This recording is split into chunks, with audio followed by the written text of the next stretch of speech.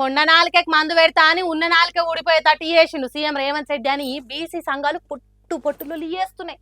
BC బిడ్డలు ఆ మోసాన్ని తట్టుకోలేక పిట్టల తీరుగా రాలిపోతుంటే సర్కార్ సంబురాల పేరుతోని మీటింగ్లు నడుపుతున్నది తెలంగాణలో.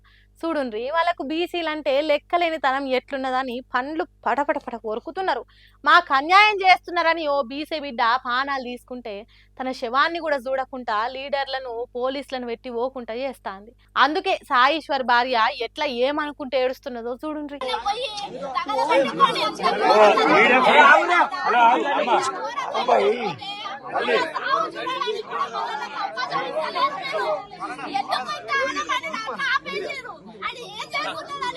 ఒక్కసారి మీడియా మిత్రులు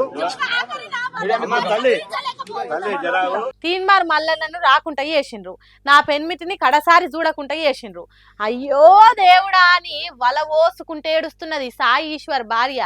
పొద్దుగాలనే పోలీసులు తీన్మార్ మల్లన్న ఇంటికి పోయి బయటికి రాకుండా తలుపులేసి కావలున్నారు. అందుకే సాయి భార్య బాధన మునిగింది.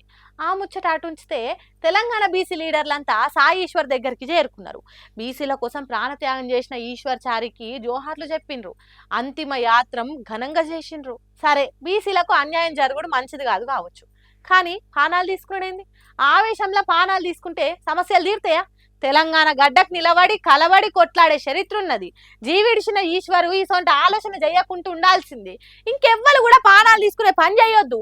శాతనైతే పోరాటాలు చేయాలి, లేకుంటే తెలివిగా ఓటుతోని బుద్ధి చెప్పాలి. కానీ మరణం మంచిది కాదు. వీరులు శూరులు కావాలని అనుకుంటే కొట్లాడాలి తప్ప శత్రువుకు పానం అప్పచెప్పొద్దు. ఇప్పటికైనా బీసీలంతా ఏకమై హక్కులను సాధించుకోవాలి.